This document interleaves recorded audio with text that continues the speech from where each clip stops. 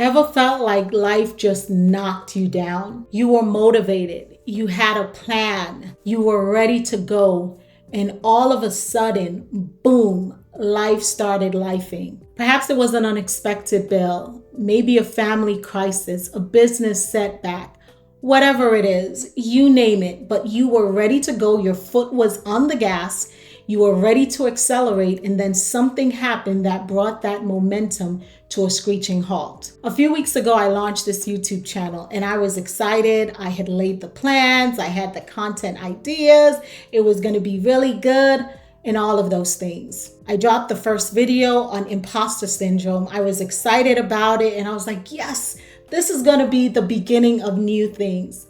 I remember thinking to myself when I first dropped that video, maybe you should record a few more videos before you post this first one. But I said to myself, no, Rochelle, you're going to be a beginner. You're just going to start something. You're not going to procrastinate it or overthink it. Just do it. And so I did. But then life hit back. During the same time, we got a huge, monstrous electric bill. I hardly even want to think about it. We were going back and forth with the HVAC company trying to figure out what was going on. It turns out that the home we had been living in for 3 years was not properly insulated. So there was a whole bunch of stress and chaos and things that had to be done that was not originally on the schedule. On top of that, I'm still servicing clients. I'm managing a business. I'm in the midst of hiring a team. And so we're expanding and that takes time. I just did not have the bandwidth to think about a YouTube video. It just was not on the radar in all the things that had to be done.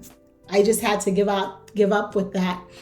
And I won't lie, there was that little voice in the back of my head saying, see, that's why you shouldn't have started the YouTube channel so earlier.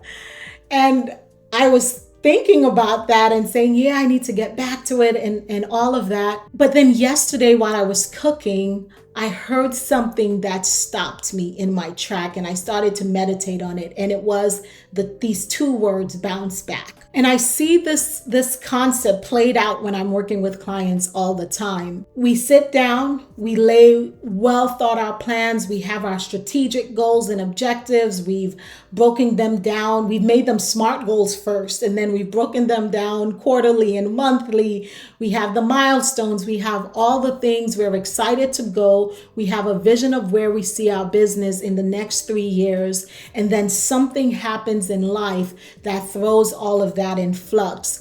And it is all that we can do to continue to keep tracking as life keeps happening.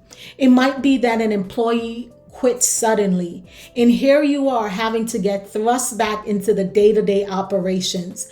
Or maybe it's a family emergency that takes the priority. I remember a client I was working with. This man's business had just so expanded in a very short time. Interestingly enough, it was around the COVID pandemic, right? During the COVID pandemic, you were seeing businesses shuttering, definitely, but you were also seeing businesses that were just getting started and growing and those things. And so this client, he was doing exceptionally well. And we had started to meet, laid out his vision for the next 3 years. We were putting things in place to get him where he wanted to be. And at the same time, his mother was diagnosed with cancer. And then his marriage, which yes, had been having some turbulence, but they seemed like things were leveling off. All of a sudden, divorce now started to be bandied about. There were all of these things that he had not expected. And in the midst of that, if you can imagine, trying to grow a business was the last thing on his mind. Trying to act on this strategic plan that we had developed, it just went out the window. And what I realized in that is that most of us don't fail because we lack motivation. Most of us fail because we aren't prepared for setbacks. We aren't prepared for delays. We aren't prepared when things are not going the way we thought they would go. We get sidetracked, and sometimes those things are real. It's not that we're necessarily procrastinating or we're wasting time, but life keeps happening, right? You can't script it in the way that you do a movie. It just doesn't doesn't happen like that.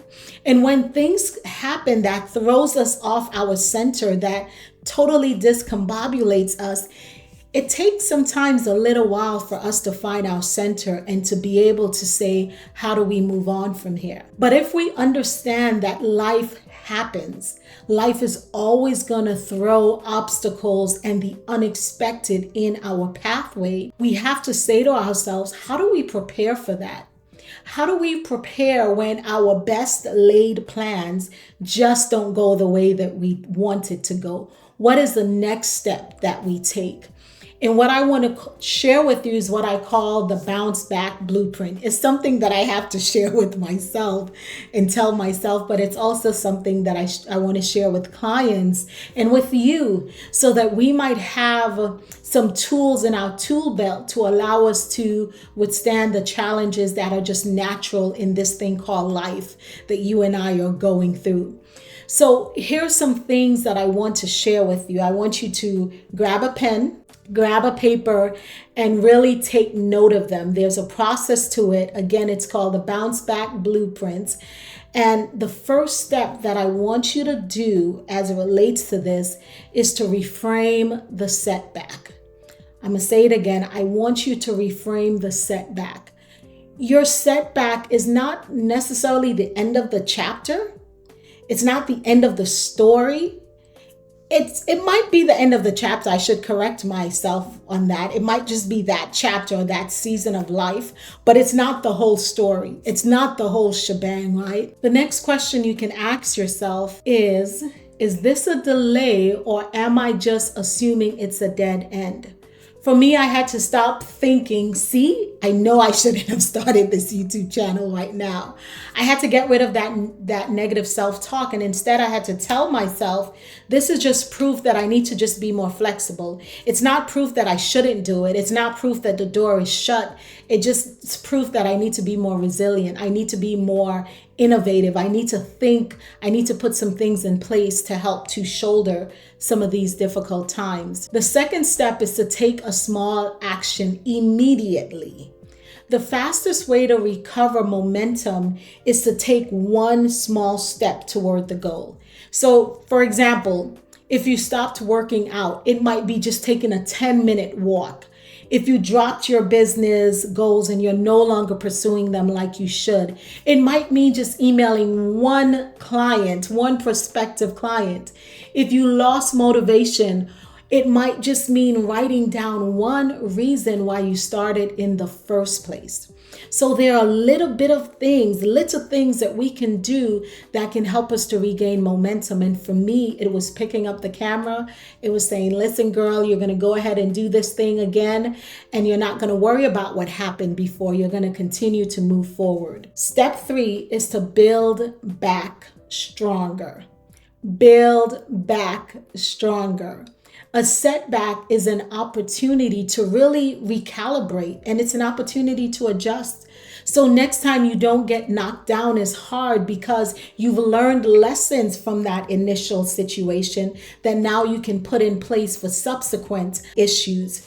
So you can ask yourself, what needs to change so this doesn't happen again? Do I need better systems? Do I need more support or just a different approach? And what's my strategy for staying consistent even when life happens? What am I going to do to try to maintain some consistency? Even if I'm not able to take a full step and I'm only able to take a half a step while life is going crazy, how am I going to make sure that I keep taking that half of step? And for me, I realized I needed a content buffer. So maybe in the moments when life doesn't feel as crazy, mind you, life always feels somewhat crazy.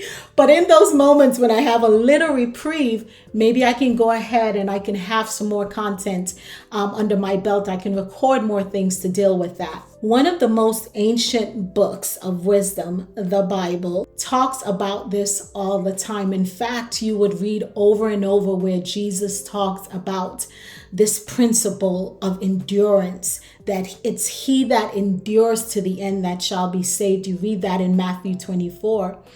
And we also read that the race isn't to the swift or even to the strong, but it's to him or her that endures to the end, that perseveres, that exercises resilience in the midst of hardship. You see, it's not about falling, it's about refusing to stay down. The people who win are the ones who get knocked down 7 times, but they still get back up on the 8th time. And so what I want to leave you with is this: setbacks are not the end. I'm going to say it one more time. Setbacks are not the end. They're detours. Just that. They are detours. And a comeback isn't about never failing or falling. It's about refusing to allow that failure or that falling to keep you down. It's about getting back up over and over again. And so I want to challenge you. This week, I want you to take one small step to bounce back from whatever that thing is that has been keeping you down, or that's been restraining you from moving forward. So I want you to drop a comment and tell me what's the one thing that you're going to do today or this week to start your comeback, because a comeback is definitely possible. Let's talk about it.